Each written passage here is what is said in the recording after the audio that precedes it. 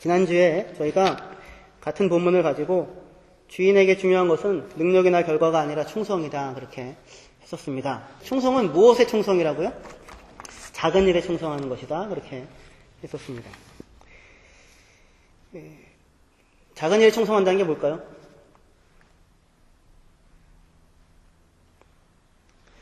말 잘 듣는 종이 되어라 그런 것입니까? 어떠한 사소한 일도 주인이 얘기하면 무조건 듣는 그런 것이 아니고, 뭐 그런 부분을 포함할 수 있겠지만 그거 전부가 아니라 말 그대로 이렇게 충성스러운 종 이런 거예요. 충성스러운 종.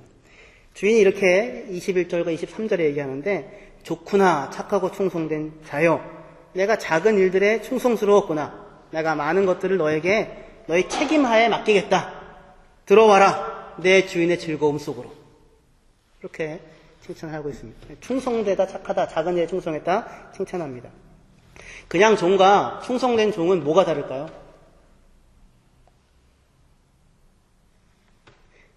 그냥 종은 시키는 일만 하죠. 시키는 일만 하면 되는 거죠. 그죠? 그냥 직원과 충성스러운 직원은 뭐가 다릅니까? 송은주 집사님, 뭐가 다릅니까? 그냥 직원은 시키는 일만 하면 되는 거죠. 근데 충성스러운 직원은 시키지 않은 일도 알아서 일을 버린다는 얘기가 아니라 알아서 그 일도 합니다. 작은 일도 주인의 마음을 가지고 그 일을 행하고 있게 됩니다.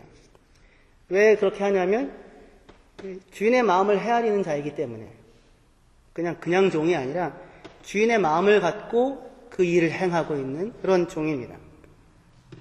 사실 이런 마음을 갖고 살아가는 사람은 말이 종이지 사실은 주인인 것 같이 살고 있는 것입니다. 주인으로서 살고 있는 것이죠.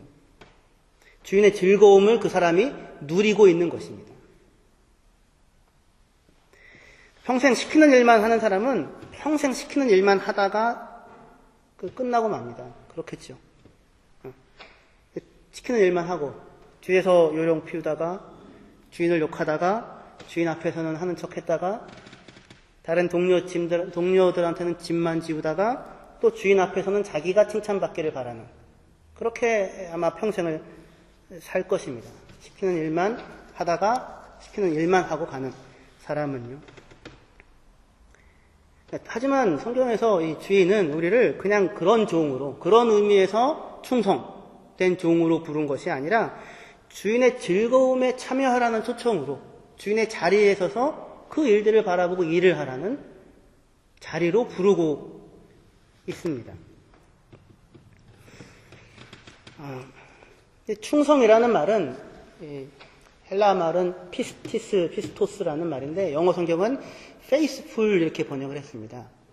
그러니까 믿음직하다, 믿을 수 있다, 신뢰한다 이런 얘기가 되는 거죠. 그러니까 상호 신뢰라고 하는 것이 충성의 다른 이야기가 될 수 있는 것입니다. 그러니까 믿음직하다, 믿을 수 있다, 서로 신뢰한다 이거예요. 주인이 종을 신뢰하고 종이 주인을 신뢰하는 다시 얘기해서 관계에 대한 것입니다. 관계.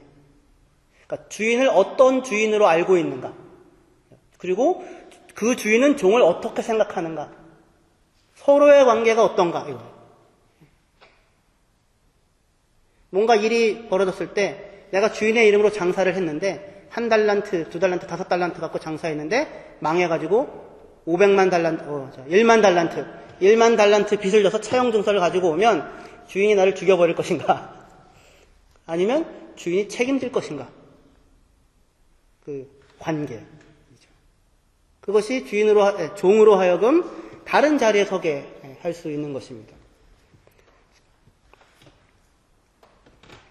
주인이 누구냐? 주인에 대해서 어떻게 알고 있느냐?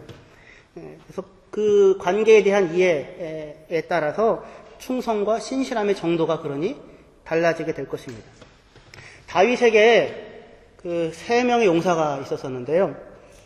역대상 11장에 보시면 블레셋이랑 전쟁이 있었거든요. 다윗은 지금 아둘람 굴에 쫓겨다니고 있는 상황이었는데 다윗이 베들레헴이 어디입니까? 자기 어려서 자란 고향이잖아요. 거기에 지금 블레셋 사람들이 진치고 있는 겁니다. 그래서 다윗이 한마디를 합니다. 베들레헴 그곳에 있는 그 우물 맛을 한 번만 볼 수 있다면. 충분히 그렇게 할 수 있을 만한 이야기죠. 그 이야기를 얼마든지 흘려 들을 수 있는데 다윗의 용사 중에 3사람이 그 이야기를 듣고는 그 주군이죠. 일종의 마음을 알아서 내려갑니다. 그래서 적들을 통과하고 물 한 대접을 퍼와서 주인에게 갖다 줍니다. 다윗에게 갖다 줍니다. 다윗이 어떻게 했을까요? 착하고 충성된 동아 잘하였구나. 하하하하. 한 대접이 뭐냐? 한 바켓은 갖고 와야지. 이렇게 했을까요?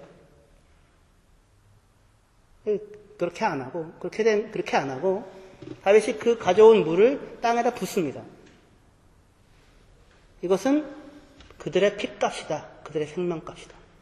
하나님, 내가 목숨을 걸고 이 물을 떠온 이 사람들의 이 수고를 어떻게 나의 목 하나를 축이기 위하여 이것을 먹겠습니까? 제 말을 표현을 못해서 다윗이 너무 멋지게 얘기했는데 읽어야 될 것 같습니다. 역대상 11장 19절에 보시면 이렇게 말씀합니다. 다윗이 이르되 내 하나님이요 내가 결단코 이런 일을 하지 아니하겠나이다. 생명을 돌아보지 아니하고 갔던 이 사람들의 피를 어찌 마시리이까 하고 그들이 자기 생명도 돌보지 아니하고 이것을 가져왔으므로 그것을 마시기를 원하지 아니하였더라. 내 하나님 내가 결코 이런 일을 하지 않겠나이다. 생명을 돌아보지 아니한 그 사람들의 이 사람들의 피를 내가 어떻게 마셔버릴 수 있습니까? 그 사람들을 물 한 대접과 바꿀 수 없는 그야말로 고귀하고 귀중한 자기의 동료들로 인정을 하고 있는 것입니다. 마셔버리는 것보다 훨씬 더 가치 있게 그 사람들을 평가하고 있는 것이죠. 무슨 이야기인지 독해가 되시죠? 예. 그러한 관계가 충성이고 신실함이라고 할 수 있을 것입니다. 서로가 서로에 대하여. 똑같은 비슷한 일을 우리는 하나님과 모세와의 관계에서도 볼 수 있습니다. 신명기 34장에 모세가 죽습니다. 그렇죠? 근데 모세가 죽는데 모세가 그 모압 평지에서 느보산으로 올라가서 거기서 죽게 됩니다. 원래 모세는 가나안 땅에 들어갈 수 있었었는데 그렇게 하지 못하고 하나님의 거룩함을 드러내지 못했다고 하는 그 하나의 이유로 인하여 들어가지 못하고 너는 이곳에서 죽어야 한다라고 합니다.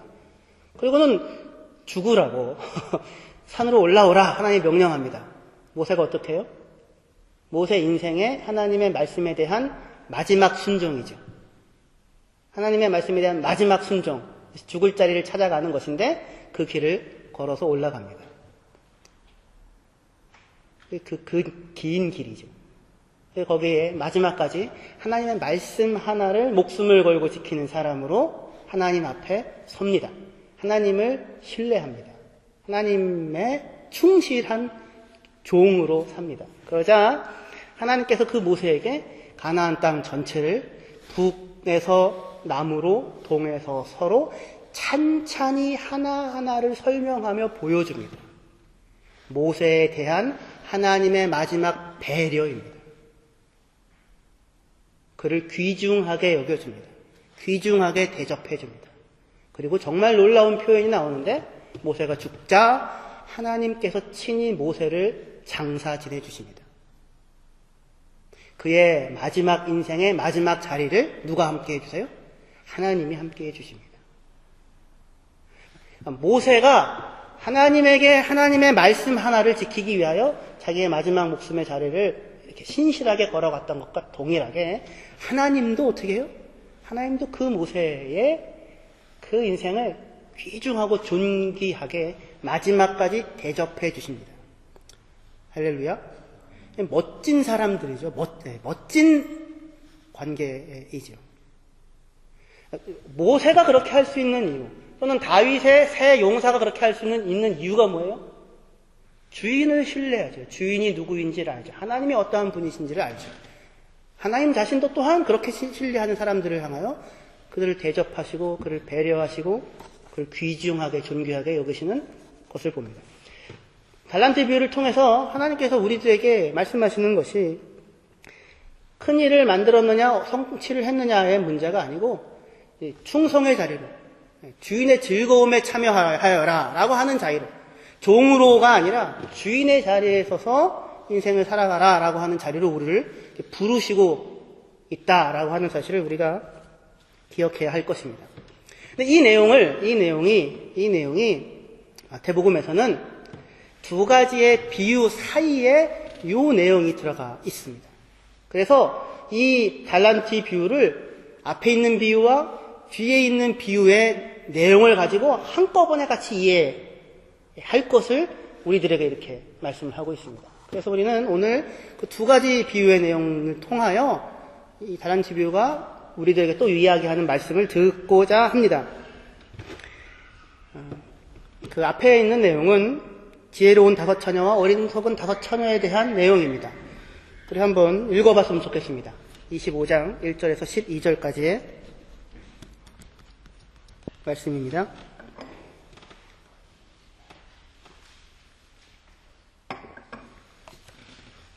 25장 1절에서 13절까지입니다. 우리 다 같이 찾으셨으면 한 목소리로 같이 읽어보도록 하겠습니다. 예, 같이 읽겠습니다. 시작. 그때 천국은 마치 등을 들고 신랑을 맞으러 나간 10처녀와 같다 하리니 그 중에 5은 미련하고 5은 슬기 있는 자라. 미련한 자들은 등을 가지되 기름을 가지지 아니하고 슬기 있는 자들은 기름에 기름을 담아 등과 함께 가져갔더니 신랑이 더디움으로 다 졸며 잘세. 밤중에 소리가 나되 보라 신랑이로다 맞으러 나오라 하매 이에 그 처녀들이 다 일어나 등을 준비할세. 미련한 자들이 슬기 있는 자들에게 이르되 우리 등불이 꺼져가니 너희 기름을 좀 나눠달라 하거늘 슬기 있는 자들이 대답하여 이르되 우리가 너희가 쓰기에 다 부족할까 하노니 차라리 파는 자들에게 가서 너희 쓸 것을 사라 하니 그들이 사러 간 사이에 신랑이 오므로 준비하였던 자들은 함께 혼인잔치에 들어가고 문은 닫힌지라. 그 후에 남은 처녀들이 와서 이르되 주여 주여 우리에게 열어주소서. 대답하여 이르되 진실로 너에게 이르노니 내가 너희를 알지 못하노라 하였느니라. 그런즉 깨어있으라. 너희는 그날과 그때를 알지 못하느니라. 아멘. 요 비유가 있고 그 다음에 달란트 비유가 나오고 있는 것입니다. 이스라엘은 혼인을 할 때 보통 부모들이 서로 약혼을 하고 그 다음에 1년 정도 지났다가 결혼식을 하게 됩니다. 그러면 신랑이 신부를 데리러 갑니다. 신랑이 신부를 데리러 가서 지참금 등과 관련하여서 부모와 신부의 부모죠. 협상을 하고 협상이 다 끝나면 신부를 데리고 옵니다. 신부를 데리고 신랑 집으로 갑니다. 신랑의 집에서 7일 동안 잔치를 하게 됩니다. 근데 지금 이 신부들의 들러리 10명의 처녀들은 누구냐면 신랑이 이제 신부를 데리러 오잖아요. 그러면 그 소식을 듣고 미리 등불을 갖고 나갑니다. 신랑을 맞죠? 신랑을 데리고 옵니다. 신랑이 이제 신부의 부인 그 부모들과 협상을 하고 이야기하고 하는 시간이 있겠죠? 기다립니다. 거의 다 맞춰지고 해결되면 신랑이 신부를 데리고 신랑의 집으로 가는데 그때 신랑이 간다. 신랑이 나왔다. 방에서 나왔다. 이제 신부를 데리러 갈 차례가 되었다. 라고 하면 등을 준비해가지고 같이 따라 나가는 것입니다. 같이 따라 나가서 신랑의 집에 들어가면 7일 동안 잔치를 하게 되는 거예요.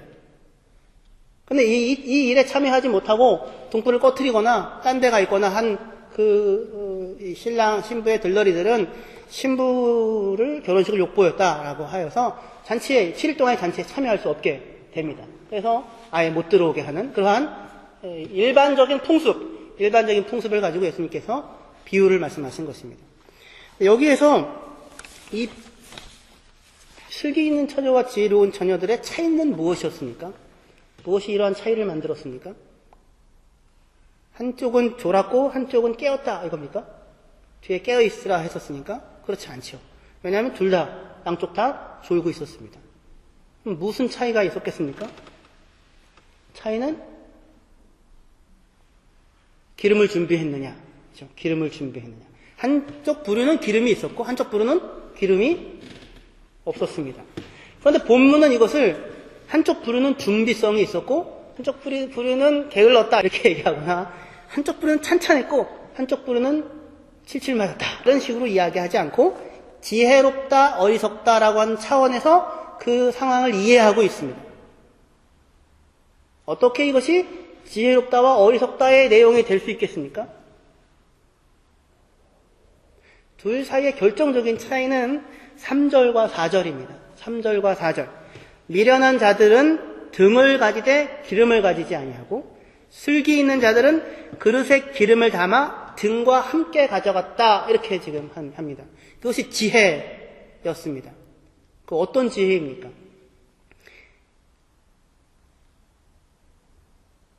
미련한 자들은 등만 있으면 불이 난다 생각하는 것과 똑같은 사람들입니다. 지혜로운 사람은요, 지혜로운 처녀들은요, 불은 등이 내는 게 아니라 뭐가 낸다? 기름이 낸다고요, 기름이.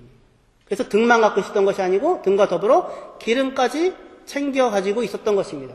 불을 내는 것이 등이 아니라 기름이니까. 그러니까 슬기 있는 자들은 불은 등이 내는 것이 아니고 기름이 낸다는 것을 알고 있는 사람들이고, 어리석은 자들은 등 안에 기름이 있으니까 그거 자체가 지가 불을 내고 있는 것이라고 착각을 하고 있는 어리석은 상황 가운데 있는 것입니다. 이 차이가 준비의 차이를 만들게 됩니다. 이것이 참으로 중요한 차이입니다. 무슨 얘기냐면, 한쪽 부류는 인생을 자기 힘으로 살고 있다, 자기 힘으로 산다라고 생각하는 부류입니다.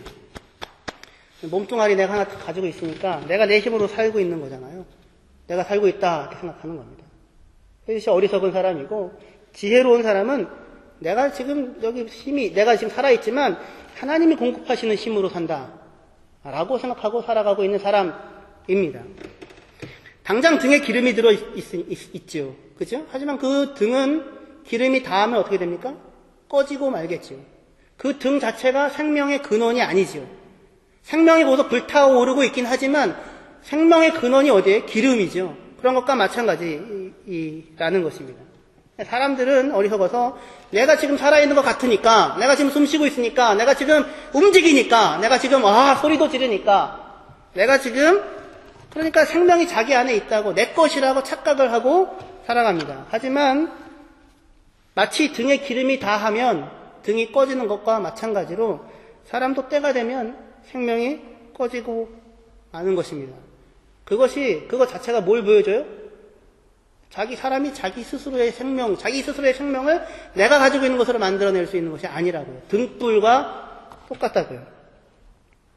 어리석은 사람은 그런데 자기 안에 생명이 있다고 생각하고 자기 힘으로 산다고 생각합니다. 그러나 지혜로운 사람은 기름이 불을 낸다고 하는 것을 알고 있는 사람입니다. 하나님이 생명을 주었기 때문에 내가 누리고 있다라고 생각을 합니다.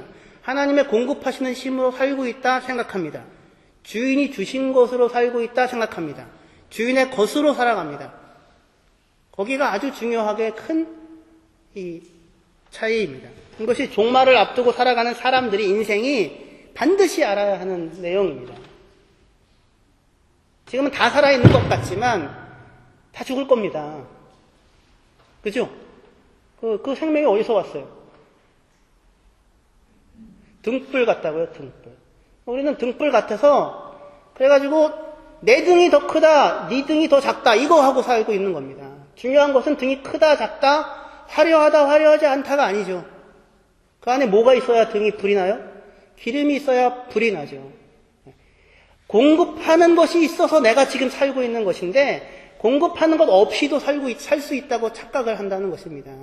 3일만 굶어도 내가 아무것도 아니구나를 아는데 잠깐 아파봐도 이게 내가 내 힘으로 살 수 있는 것이 아니구나, 인생이 내 게 아니구나, 내가 원하는 대로 다 할 수 있는 게 아니구나 라고 하는 것을 잠깐만 아파봐도 알 수 있는데, 잠깐만 아이가 어려운 일을 당해봐도 인생이 내가 마음대로 할 수 있는 것이 아니구나 라고 하는 것을 알 수 있는데, 그런데 현재 내게 힘이 있다고, 그것이 내 거라고 내가 할 수 있다, 내가 갖고 있는 것으로 살고 있다고 착각을 하는 것입니다. 그것이 어리석음입니다. 지혜로운 사람은 그렇지 않고 내가 주어진 이 삶이 내가 가지고 있는 것으로 지금 누리고 있는 것이 아니고 생명을 준 이가 있고 다른 근원에서 나오고 있다라고 하는 사실을 알고 있는 것입니다. 주인이 있고 하나님이 계시다. 근데 그 하나님은 어떤 분이다? 주인의 즐거움으로 자기를 부르고 있는 하나님이다. 우리를 똘마니로 삼아서 우리의 자유를 구속하려고 하는 존재가 아니라 우리에게 거금을 맡기고, 인생 전체가 걸린 한 달란트가 인생 전체를 벌어야 벌 수 있는 돈이라고 했잖아요. 주어서 주인의 자리에 우리를 부르시고 계시는 하나님이, 주인이 우리에게 있다라고 하는 것을 알고 사는 사람과 그 그렇지 않고 내 등 크다, 내 등 화려하다 라고 하는 것을 재고 따지며 실망하고 좌절하고 살고 있는 사람들이 있는 것입니다. 그런 사람이 이 한 달란트 갖고 있는 사람입니다. 한 달란트 받았던 사람이 그렇게 살았습니다. 25장 25절에 같이 한번 읽어보도록 하겠습니다. 25장 25절입니다. 같이 읽겠습니다. 시작. 두려워하여 나가서 당신의 달란트를 땅에 감추어 두었었나이다. 보소서 당신의 것을 가지셨나이다. 보소서 당신의 것을 가지셨나이다. 이게 아주 의미심장한 말입니다. 의미심장한 말. 보소서 당신의 것을 받으셨나이다. 나는 뭐 했다는 거예요? 나는 하나도 건드리지 않았다는 것이죠. 나는 하나도 당신 것 손대지 않았어요. 나는 하나도 당신의 도움으로 안 살았어요. 이거죠. 나는 손에 끼치지 않았어요. 나는 하나도 당신의 도움으로 살지 않았어요. 혹시 여러분 중에 이런 계산을 해보신 분들이 아마 있을 것 같습니다. 부모님이 지금껏 나한테 지불한 돈이 얼마인가를 혹시 중학교 때나 고등학교 때 따져본 적이 있으십니까? 저는 많이 따졌습니다. 분노 속에서. 분노 속에서 엄마가 도대체 왜 그랬냐면, 아니, 해주는 건 없으면서 왜 이렇게 요구하는 게 많아? 워크맨 하나라도 사주면서 나한테 뭐라고 하도록 하지. 아니, 무슨 프로스펙스를 사달라고 했나, 스펙스라도 하나 사달라고 했더니 스팍스를 사다 줘가지고는 도저히 신고 다닐 수 없게 만들어 놓고서 깨끗하게 신어라. 왜 더럽게 하고 왔느냐? 일찍 들어와라. 간섭이 이렇게 많은지.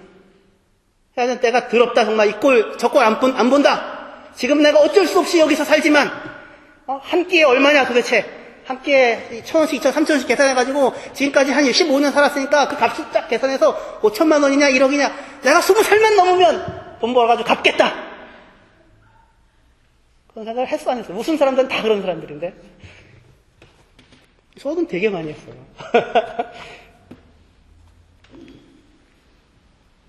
자식이 이렇게 이따위로 얘기하시면 제가 이제 부모가 됐으니까. 민아가 와가지고 아빠한테, 아빠 지금까지 나한테 쓴 돈이 얼마야? 내가 다 갚을게. 그리고 나한테 말하지 마. 뭘 해라? 그럼 뭐라고 해요? 이놈 새끼 나가. 빤스까지 다 벗고 나가. 어디, 네가 돈으로 살았어? 너한테 필요한 게 돈이야? 엄마 아빠가 준 게 너한테 돈밖에 없어? 그러겠죠. 지금 한 달란트 받은 인간이 그렇다고요. 나는 하나님 덕 안 보고 살았으니까, 나는 하나도 안 건드렸으니까, 하나도 손해 내지 않았으니까, 당신 덕 보고 산 적 없으니까 나한테 뭐라고 하지 마세요. 라고 이야기하는 것입니다. 주인과 상관없이 나는 내가 가진 것으로 살았다. 주인의 말이 뭐예요? 이놈 새끼 나가. 네가 내 덕을 안 보고 내 집에서 어떻게 먹고 살았어? 뭘로 살았어? 그러면 뭘로? 내가 너를 왜 먹이고, 내가 왜 너에게 한 달란트라는 거금을 10억을 맡기고, 내가 그걸 너한테 책임을 맡기고 떠나갔는데, 손에 안 끼쳤으니까 건드리지 말라고? 지금 겁니다. 자기가 살았다고 생각을 하는 겁니다. 하나님, 나는 아무것도 잘못한 거 없고요. 아무것도 손에 끼친 게 없고요. 남한테 피해 준 것도 아무것도 없고요. 그러니까 나보고 뭐라고 하지 마세요. 나가!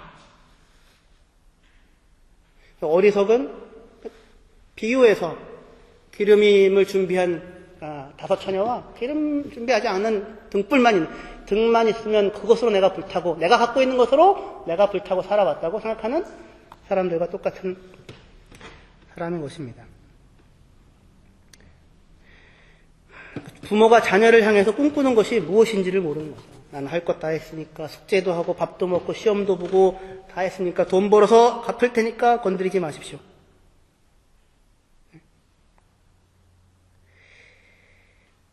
자신이 무엇으로 살고 있는지를 알아차리지 못하면서 못나게 살고 있는 것입니다. 주인이 소유를 맡기고 떠납니다. 뭐 하라고요? 손에 끼치지 말라고요? 그게 아니고 장사하라고요. 장사해서 뭘 하라고요? 누구의 즐거움에? 주인의 즐거움에 참여하라고. 주인의 마음을 알라고요. 주인의 자리에 서라고요.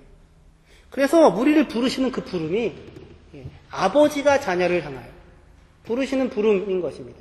상속자로 부르는 부르시는 것입니다. 확인해야 될 게 두 가지인 거예요. 하나는 어떠한 근원에서 내가 인생이 살고 있는가. 세상에 어떠한 한 사람도 나는 아무에게도 손에 준 것 없고 피해 준 적 없으니까 나보고 뭐라고 하지 마. 이렇게 얘기할 수 있는 어리석은 그 사람이죠. 그런 사람이 없고 하나님이 먹이시고 햇볕과 비를 주시고 호흡을 주시고 부모를 주시고 최고의 것으로 주셨다고요. 최고의 것으로. 이것이 하나의 우리가 가져야 될 이해이고, 또 하나는 주인이 우리를 어디로 부르셨습니까? 주인의 즐거움으로 부르십니다. 주인의 즐거움. 주인의 즐거움이 뭐예요? 그것이 그 뒤에 나오는 비유입니다.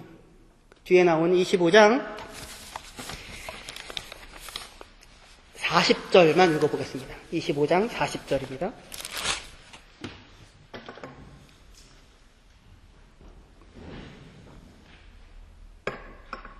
같이 읽겠습니다. 시작. 임금이 대답하여 이르시되 내가 진실로 너에게 이르노니 너희가 여기 내 형제 중에 지극히 작은 자 하나에게 한 것이 곧 내게 한 것이니라. 이것이 주인의 즐거움입니다. 임금이 내게 이르되 여기 내 형제 중에 지극히 작은 자 하나에게 한 것이 곧 내게 한 것이니라. 주인이 우리를 부르시고 있는 그 부름입니다.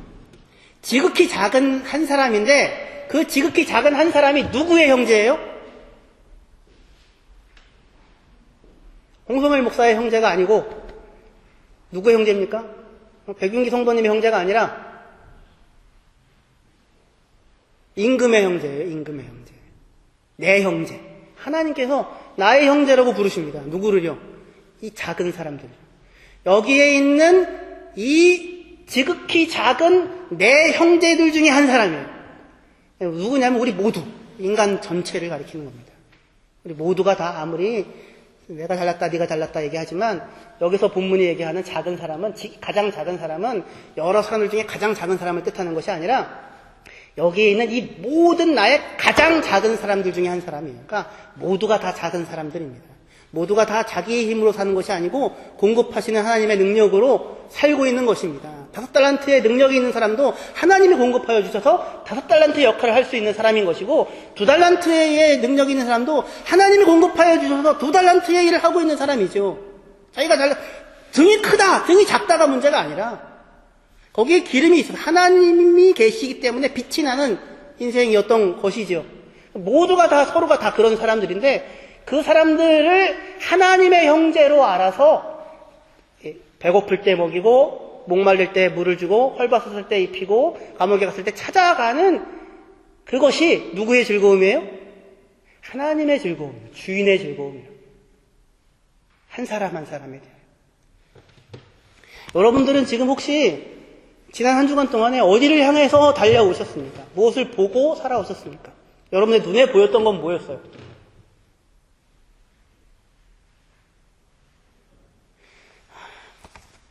저희 이제 요즘에 이제 미나가 이제 학교를 다니면서 학기 초니까 이제 여기저기 불려 다닙니다. 그리고 이렇게 생일 초대도 받아가고요. 그 다음에 어디 이제 놀러도 가고 왔다 갔다 하거든요.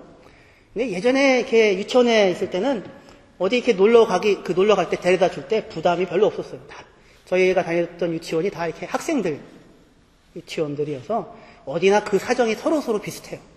서로. 거기 데려다 주고 그리고 바로 오고 뭐 이런 형편이었어요. 근데 이제 여기 학교 이상한 학교더라고요. 그래서 초대를 받아서 데리고 갔는데 교회당 많아요 집이 이렇게. 복도가 쫙 있어요. 저를 데리고 와서 방을 하나하나 소개를 시켜줘요. 이 방은 어떤 방이고 이 방은 어떤 방이고 이 침대는 어떤 침대고 정말. 그래서 직업이 뭡니까? 물었어요, 제가. 그래서, 한 사람은 의사고, 한 사람은 변호사고. 뭐, 그러고 있어. 또 어디 갔더니, 또 거기도 한 사람은 의사고, 한 사람은 어떻고. 그래서 이제 오라고, 이제, 그동안 제 아내가 병원에 있었잖아요. 그러니까 놀러 오라고 얘기를 했더니, 지금은 미나 엄마가 병원에 있으니까 나중에 여유 되면, 다 안정되면 부르라고. 그래서 제가 마음에 안심을 하고, 이렇게 왔어요. 근데, 제가 여기서 내 힘의 근원은 예수 그리스도다. 집 크기와 아무 상관이 없습니다. 차를 타고 다니는 것이 무엇이든지 아무 상관이 없습니다. 이렇게 저와 이 얘기를 늘 했던 사람이었음에도 불구하고, 거기 갔다 오니까 뭔가 이상한 것이 있으면서 애를 불러도 될까? 이런 생각을 나도 모르게 들었습니다. 그러다가 이번 주에 길을 가다가 어느 세 사람을, 유모차를 끌고 가는 세 사람을 만났는데, 인터내셔널한 개마인드에 속한, 교회에 속한 그런 가정이었어요. 어떻게 저도 우연히 알게 돼서, 운동장에서 애를 놀리다가도 만나서 알게 되고, 이야기도 하고, 아이가 어디가 아프다 그런 얘기도 듣고, 그리고 걱정도 해주는 척도 하고, 그랬었던 사람들이었어요. 근데, 누가 이번에 제가 아는 어떤 사람인데, 예수님을 믿게 됐어요. 그 얘기를 하더라고요. 아주, 무슨, 옷이, 어디에서나 입을 수 있는 옷에, 머리는 도대체 이거를 무슨 빗었는지 안 빗었는지 모르게 산발을 하고, 유모차도 하도 그냥 낡을 정도로 타고 다니는 저와 같은, 저는 오히려 저보다 못한 그러한 형태로 아이들을 데리고 가고 있는데, 인터내셔널한 개마인드에서 이번에 어떤 세 가족이 왔는데 예수를 믿게 됐어요. 함께 기도하고 예수님을 만나게 돼서 감사하다고 이야기하고 있어요. 라고 하는 그 얘기를 들으면서 제가 충격을 받았어요. 나는 뭘 하고 살고 있는 목사인가? 나의 기쁨이, 나의 자랑이, 내 관심이 향하는 것이 150평짜리 집인가? 그게 아니고 여기에 콜록거리는 아이와 태어나부터 병이 있어가지고 어려움이 있는 아이들 데리고 인터내셔널한 개마인드의 교회죠. 모여서 누군가 한 사람이 이번 모임에서 예수를 믿게 됐다고 기뻐하면서 감사하고 나누고 있는 그 사람들이 주인의 즐거움의 대상인가? 그런 생각이 들었어요. 그래서 정신이 바짝 나더라고요.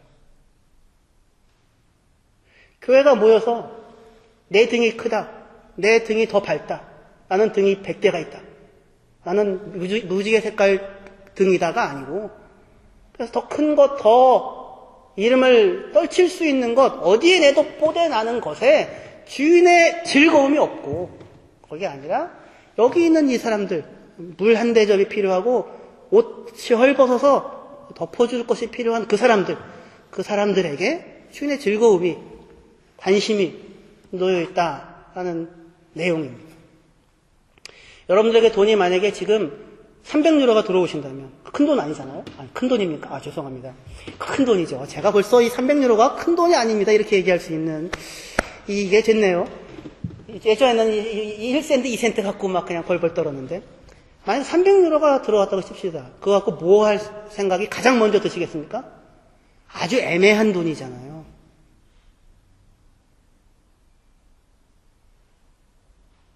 뭐 하시겠어요? 전혀 생각지 않은 돈이, 계획이 없던 돈이, 예정이 없던 돈이,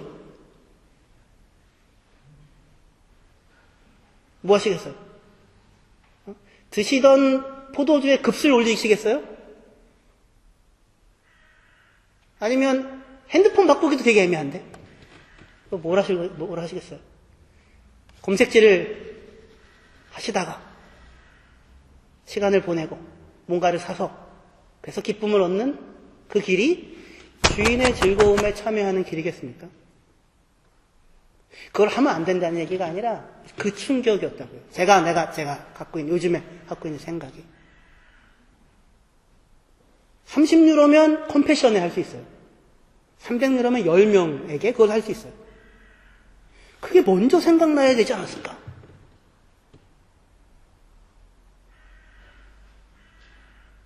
그게 먼저 생각나야 되지 않았을까? 전혀 생각지도 않은 돈이 들어왔는데, 복을 내가 가둬서 내가 써버리고 마는 것이 아니라 누군가에 흘려보내는 주인의 즐거움이죠. 그 자리에 없다면, 그 생각이 먼저 들지 않는다면, 엉뚱한 데로 가고 있는 것이다. 그런 생각이었습니다. 그러면 그 엉뚱한 데로 가면 갈수록 불만과